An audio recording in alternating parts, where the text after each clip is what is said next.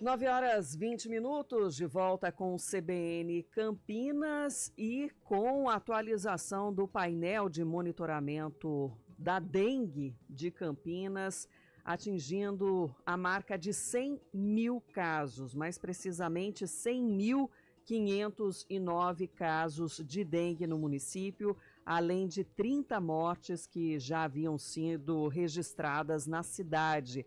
Chegamos à marca dentro daquilo que era previsto, né, Guilherme, pela própria Secretaria de Saúde. Exatamente, até o prefeito chegou a falar no 1º de março, ele falou isso, que a cidade deveria, infelizmente, atingir essa marca. Muita gente até achou alarmante, porque o recorde histórico eram 65 mil casos em 2015, a gente passou por muito, e agora chega, infelizmente, a esses 100 mil casos e 30 óbitos neste ano. Nunca uma marca dessa registrada aqui na cidade, e mesmo com todas as ações que já foram realizadas, ainda há o avanço, né, da doença. Estamos aí num período, inclusive, da chegada do inverno, né, do outono, que demorou um pouco mais, né? Ainda há calor, a chuva também agora contribuindo para condições ideais, inclusive para a proliferação do mosquito Aedes aegypti, que é o transmissor, né, da dengue.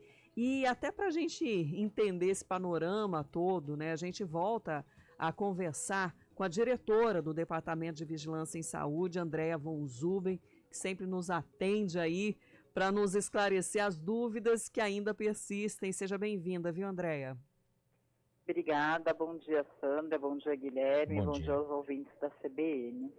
A gente fica aqui se questionando, né, o que mais é necessário fazer para tentar conter esse avanço, né, da dengue, e até a situação em que está, né, atingiu dentro do que era esperado, já estamos naquele platô, a intenção ou a expectativa é de redução agora, mas o olhar ainda é muito atento, né, a esses indicadores.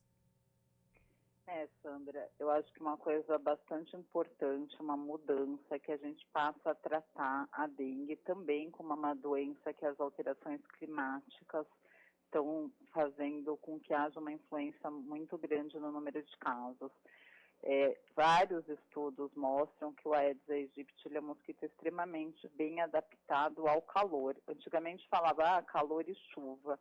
Hoje a chuva ela ficou muito coadjuvante, porque a própria população mantém criadouros com água parada ao regar uma planta, ao não fechar o ralo e ao deixar mesmo vários locais da casa com água. Isso a gente já tem visto nas nossas ações de rotina. A gente acha muito criador, a gente acha muito recipiente com água. E aí o calor, ele vem como algo muito importante, porque a gente sabe que o mosquito, a cada 1 grau a mais na temperatura média, ele pode aumentar até 10 vezes. Então, existem muitas evidências que as alterações climáticas, elas vão contribuir cada vez mais para essas doenças vetoriais aumentarem. E a gente viveu algo inédito em Campinas, né? Um outono extremamente quente, um dos mais quentes da história, né? Ontem, né, pouquíssimos dias que deu essa esfriada, a gente vai ver reflexo dessa esfriada e vocês vão ver no painel que as semanas epidemiológicas daqui para frente vão ter uma queda, porque realmente a temperatura ela é muito importante para o mosquito, né? Acho que eu já falei algumas vezes na CBN, quanto mais quente, mais ativa a fêmea fica, mais ovos ela coloca, mais picadas e etc. Então, realmente a gente hoje acha que a dengue entrou em outro patamar. Por isso, aqueles 65 mil de 2015 realmente diferem bastante do que a gente está vivendo hoje, né? Em termos climáticos, existe uma mudança grande de 2015 para cá também. E, André, a gente está então entrando nesse período agora mais frio, né? Começou há alguns dias, baixou a temperatura semana passada, agora a gente está realmente no frio, né? Tava menos calor, digamos assim, semana passada, agora está mais frio.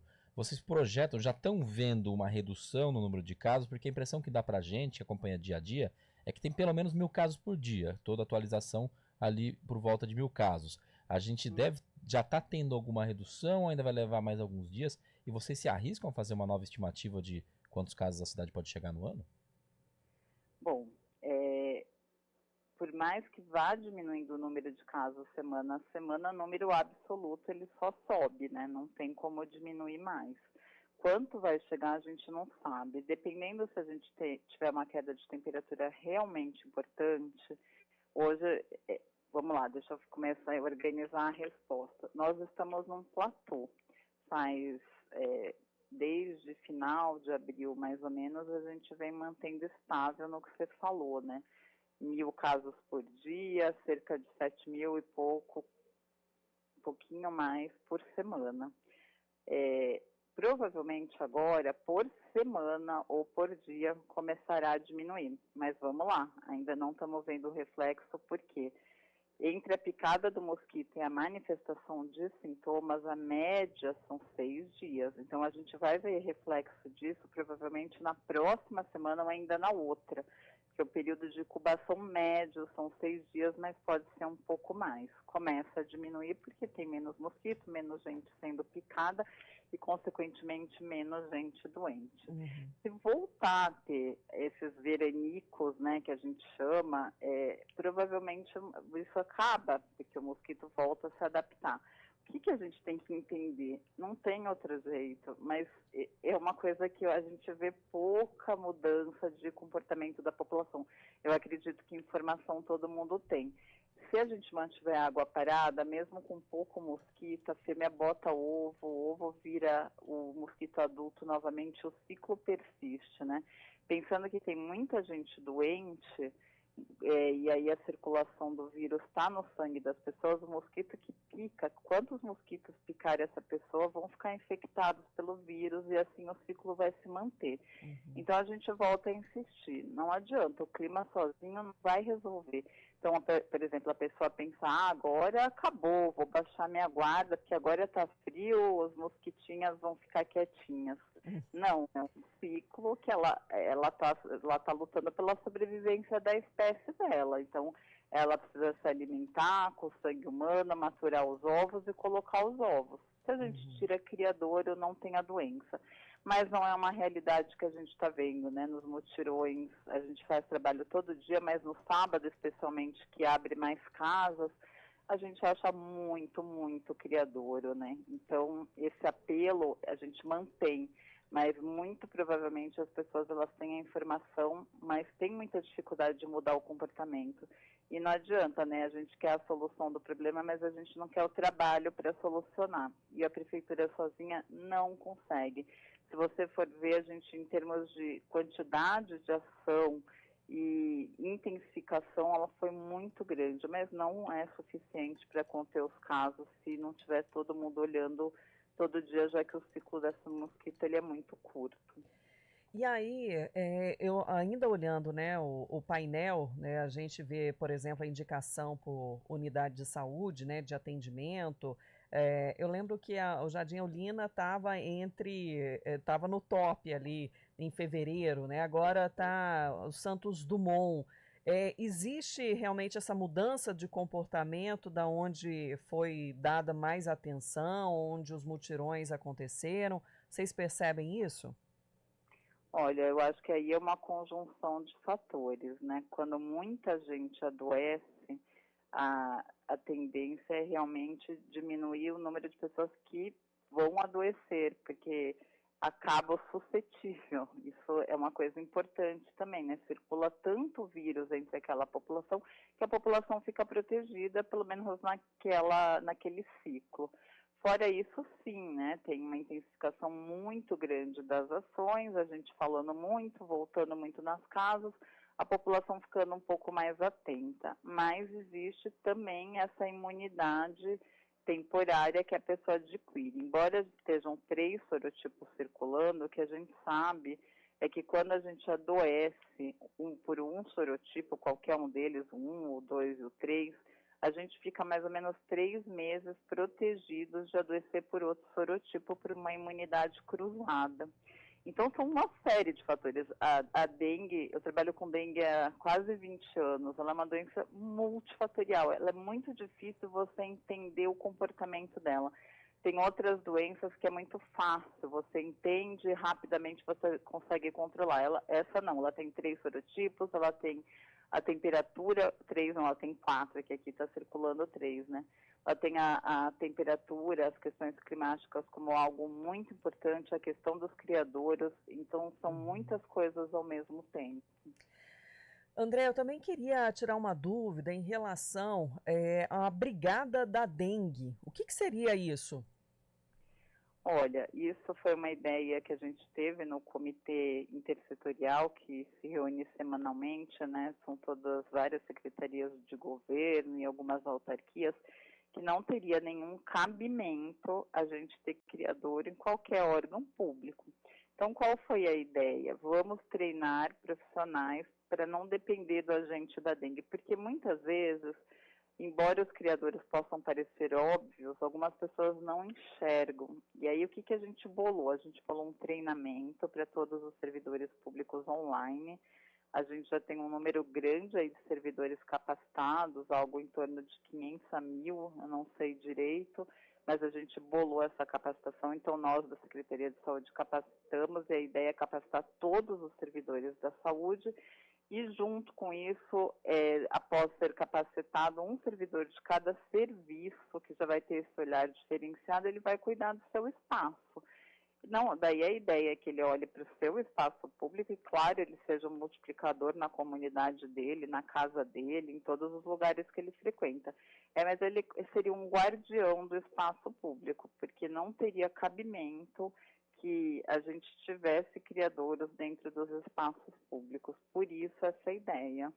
Seria algo semelhante à brigada de incêndio, por exemplo? Isso, é a mesma coisa. São profissionais treinados para uma brigada de incêndio, a gente treinou para uma brigada contra a dengue, com o objetivo de eliminar criadouros. Então, a gente está fazendo essa capacitação bem completa, e após essa capacitação ele fica hábil e passa a ser aquela pessoa, junto com os outros colegas, que vai ser o guardião aí para não ter criadouro nos espaços públicos. Mais uma, então, das ações aí para poder tentar conter um pouco mais, né, o avanço da dengue. As ações todas continuam ao longo do ano? Continuam, elas são ininterruptas, né? Inclusive a gente sempre fala isso, acho que é legal contar para o ouvinte, né? A fase mais importante para você diminuir densidade vetorial, ou seja, a quantidade de mosquitos, é o inverno, que é quando o mosquito está menos ativo. Se a gente conseguir manter praticamente sem criadouros durante o inverno, significa que no próximo verão a gente consegue ter um número de casos um pouco menor, porque é a hora que a gente consegue eliminar mesmo os mosquitos. No verão isso é muito difícil.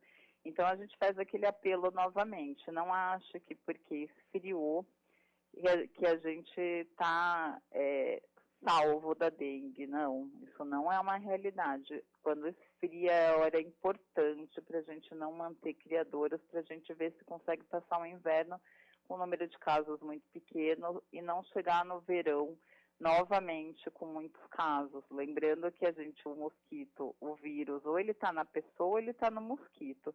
Se a gente tem pouco doente, que acontece no inverno, e a gente tiver pouco ou nenhum mosquito, a gente fica bem mais tranquilo para o período de verão. E lembrando da prevenção, também com a vacina, né? Ainda não atingimos o número, pelo menos, das doses que foram disponibilizadas para aquele público de 10 a 14 anos. A gente teve um pequeno aumento, né? Agora a gente está em torno de um pouco mais de 12 mil doses aplicadas. Campinas recebeu 14 mil. Não tem porquê, né? A nossa população de 10 a 14 anos é maior que isso, não tem porquê pai e mãe não levar, sabendo que foi escolhida essa faixa etária, porque é uma faixa etária que ela tem mais chance. A gente vê os extremos de idade, né? Crianças bem pequenas e os mais velhos, como a maioria dos óbitos e casos graves, mas essa faixa etária de 10 a 14 anos, ela foi muito hospitalizada no Brasil inteiro. E qual que é a grande vantagem dessa vacina? A grande vantagem dela, ela diminui gravidade, né? Então, ela é mais um recurso, junto com o controle de criadores, o uso de repelente, a vacina, se eventualmente a pessoa vier ter dengue, a chance de ter gravidade, precisar ser hospitalizada é muito pequena ou quase inexistente. Então, é uma vacina disponível de graça e não tem por que as mães e pais não levarem suas crianças, né?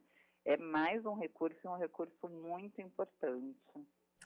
Andréa Von Zub, diretora do Departamento de Vigilância em Saúde, muito obrigada por mais essa atenção aqui com a CBN para fazer esse alerta e, de alguma forma, ajudar nessa conscientização para prevenir a dengue. Eu que agradeço e a gente fica aí na esperança que cada ouvinte que está agora ligado na CBN, que são muitos, vá olhar uma vez por semana todos os locais que possam acumular água e eliminar. Eu acho que é só assim que a gente tem alguma chance realmente de ser mais potente que esse mosquito, né? Então volto a esse apelo e agradeço muito a oportunidade. Obrigada. 9h36.